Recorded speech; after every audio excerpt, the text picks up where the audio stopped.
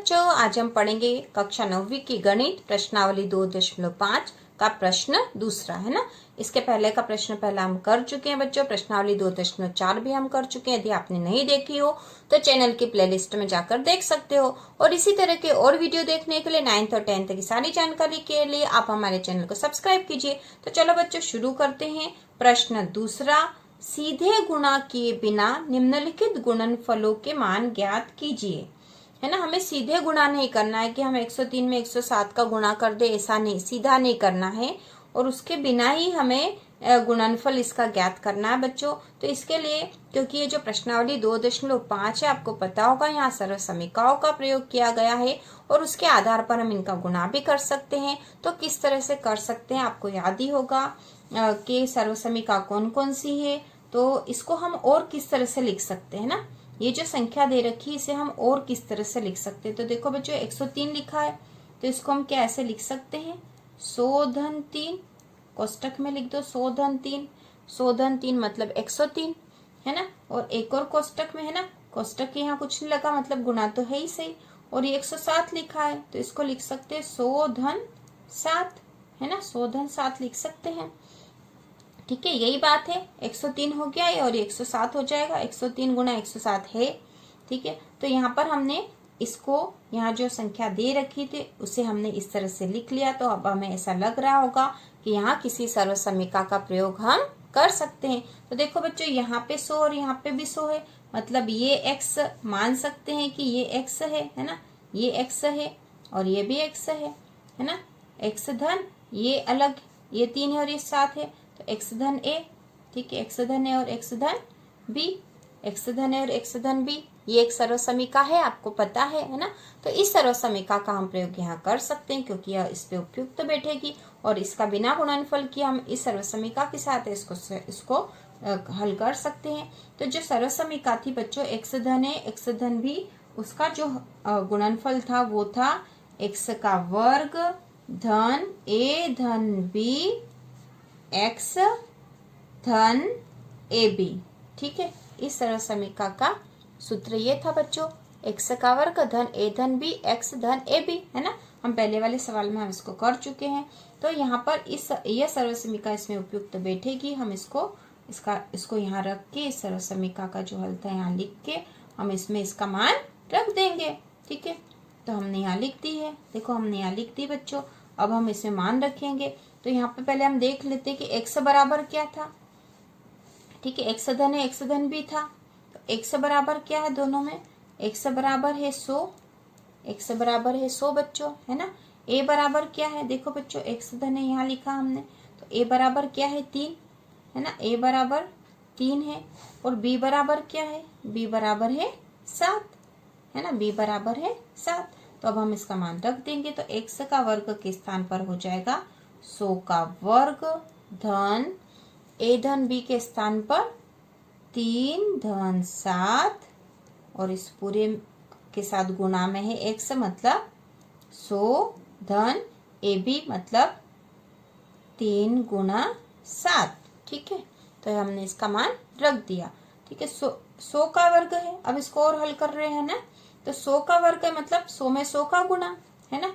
100 का वर्ग मतलब क्या हो बच्चों, 100 में 100 का गुणा। ठीक है, 100 में गुणा। तो इस तरह के गुणा कितनी आसानी से हो जाते हैं, हम जानते हैं कि यहाँ पे एक वाली संख्या, ये भी एक है आगे इसमें, तो आगे तो एक लिख देंगे और पीछे कितने जीरो, 1 2 3 4, 1 2 3 4 जीरो होगा। ये हल हो गया आसानी से, है ना। इसको पूरा गुणा करने की बजाय यदि यहाँ पे 100 है, 1000 है, मतलब एक वाली संख्या यदि आगे आ रही तो पीछे के जीरो गिन के हम आगे एक लिख देते हैं और ये आसानी से हो जाता बच्चों। तो इसका मान आएगा 1 2 3 4 जीरो हमने पीछे लगा दिए, इकाई दहाई सैकड़ा हजार 10,000, 10,000 हो गए धन। अब यहाँ पे 7 धन 3 है ना, 7 में 3 का योग होगा, 7 धन 3 होगा 10, ये होगा 10, और ये 100 धन 3 गुना 7, 3 में 7 का गुणा, तो 3 7 तो 21 हो गए। ठीक है, अब हमें और क्या हल करना बचा है, तो हमने ये मान रख दिया। धन 100 का 10 में गुणा होगा, है ना, 100 का 10 में गुणा होगा या 10 का 100 में होगा, एक ही बात है, इधर का करेंगे या इधर का करेंगे। तो इसको भी हम ऐसे ही हल कर लेंगे, है ना। एक वाली संख्या, देखो ये एक वाली संख्या, यहाँ पे भी एक वाली संख्या, तो हमने सीधा 1 लिख दिया। और पीछे कितने जीरो हो रहे, 1 2 और 1 3, तो 1 2 और 3 जीरो हो रहे हैं, हमने लिख दी। ये हल हो गया आसानी से, धन 21। ठीक है, तो अब हम इनको जोड़कर यहाँ लिख देंगे। कितने आएंगे बच्चों, यहाँ पे इकाई, दहाई, सैकड़ा, हजार, 1000 है, इसमें जोड़ना था हमें, है ना। ये 1000 है और ये 21 है, ये 21 है, तो 1 2 0 1 1 है ना। तो इकाई, दहाई, सैकड़ा, हजार, 10,000, 11,021। कितने आए बच्चों, 11,021 इसका उत्तर आया। हम यहाँ लिख देंगे 11,021। ठीक है, तो ये इसका उत्तर आ गया बच्चों, हमने पहला सवाल हल कर लिया है। अब इसी प्रकार दूसरा जो क्वेश्चन है बच्चों, दूसरा भी इसी प्रकार का है। 95 गुणा 96 है ना। 95 गुणा 96 को भी हमें सीधा हल नहीं करना, बल्कि सीधे गुणा किए बिना गुणनफलों के मान ज्ञात करना है। तो इसको भी हम उसी विधि से कर सकते हैं बच्चों, जैसा कि हमें दिखाई दे रहा। हम इसको और किस प्रकार लिख सकते हैं, हम इसको लिख सकते हैं 90 धन 5 और 90 धन 6। ठीक है, 90 धन 5 और 90 धन 6। ठीक है, इसको ऐसा लिखा जा सकता है। अब यहाँ पे भी कौन सी सर्वसमी का हम प्रयोग कर लेंगे, x धन a और x धन b, है ना। बराबर क्या हो जाएगा, x का वर्ग धन a धन b x धन a b। तो हमें ये सर्वसमीका मिल गई है और ये इसका गुणनफल, इसका सूत्र था। हम इस सूत्र में इसके मान रख देंगे और उसको हल कर लेंगे। तो यहाँ पे बच्चों x बराबर क्या हो जाएगा, x बराबर क्या है यहाँ पे 90 है ना। a बराबर क्या है, a के बराबर क्या हो जाएगा यहाँ 5, और b बराबर क्या आ जाएगा, b बराबर क्या आ जाएगा 6 आ जाएगा, है ना। तो अब हम यहाँ मान रख देंगे। तो देखो बच्चों ये सूत्र इसका ये था, x का वर्ग धन a धन b x धन a b, है ना। x का वर्ग धन a धन b x धन a b। तो x का वर्ग में क्या रख देंगे, 90 का वर्ग धन a धन b के स्थान पर क्या लिखेंगे बच्चों, a क्या है यहाँ पर 5 और b क्या है 6, तो 5 धन 6। ठीक है, इसमें x का गुणा है मतलब 90 आएगा यहाँ, धन a b मतलब 5 गुणा 6, है ना। तो यहाँ पे आएगा बच्चों 90 का वर्ग करेंगे पहले, तो यहाँ 90 का वर्ग करेंगे मतलब 90 का वर्ग मतलब 90 गुणा 90, है ना, 90 गुणा 90 होगा, है ना। तो यहाँ पे हम सीधे भी कर सकते हैं या फिर आप गुणा दोनों कर सकते हो। देखो सीधे करेंगे तो 2 जीरो पीछे 1 2 और 9 में 9 का गुणा करो तो 81 आए 8100। या फिर आप ऐसे भी कर सकते हो 90 गुणा 90, है ना। पहले जीरो का गुणा होगा तो 0 0 आए, फिर इकाई के स्थान पर क्रॉस लगा दिया, फिर 9 का 0 में गुणा करा तो 0, 9 का 9 में करा तो 81 आए बच्चों। एक ये 2 जीरो है ना, ये 1 और 8, ठीक है, यहाँ जोड़ हो जाता है तो 8100 आए। तो हम यहाँ लिख देंगे, है ना, हम यहाँ लिख देंगे 8100 धन 5 और 6 11, 11 में 90 का गुणा होगा अभी, धन, और 5 का 6 में गुणा करा तो 5 6 30 हो गए, है ना। अब हम क्या करेंगे बच्चों कि ये 8100 है धन ये 90, 11 में 90 का गुणा होगा तो 11 का पहाड़ा 11 का 0 में गुणा होगा तो 0, 11 का 9 में गुणा होगा तो 11 99, 990 आ जाएंगे धन 30। ठीक है, धन 30, है ना। यहाँ पे 11 में 90 का हमने गुणा कर दिया, 11 का 0 में गुणा करा, तो आप यहाँ पे भी कर सकते हो बच्चों, 90 का 11 में गुणा कर दिया हमने, है ना। 11 का 0 में गुणा करा तो 0 आए, 11 का पहाड़ा फिर 9 बार बोला तो 99 आए, 990 आ गए। ठीक है, अब हम इन तीनों को जोड़ देंगे तो कैसे जोड़ेंगे, देखो बच्चों ये 8100 8100 है ना, 8100 धन 990, ठीक है, धन 30 जोड़ देंगे साथ में तो 0 हो गए, 9 और 3 12 की 2 80 का 1, 9 और 1 10 और 11 की 1 80 का 1 9120, है ना। ये जोड़ दिया हमने इसको, तो क्या उत्तर आ गया इसका 9120। तो हम यहाँ लिख देंगे 9120। ठीक है बच्चों, ये इसका उत्तर आ गया है, ये भी आसान था।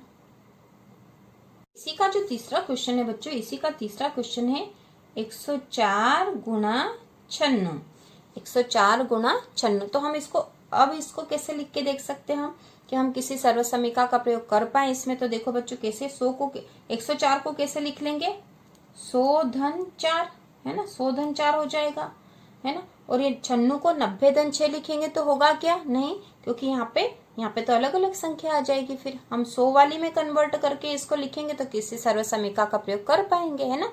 तो हमें इसको 100 वाली संख्या में कन्वर्ट करना, तो कैसे करेंगे बच्चों, 100 है ना, 100 ऋण 4, ठीक है। 100 में से यदि 4 घटा देंगे तो 96 हो जाएंगे। तो हमने इसको इस तरह से लिख दिया।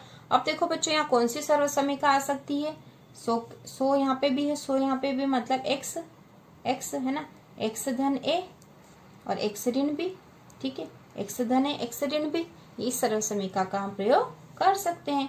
तो x धन a x ऋण b होता है x का वर्ग धन a ऋण b x ऋण a b, ठीक है।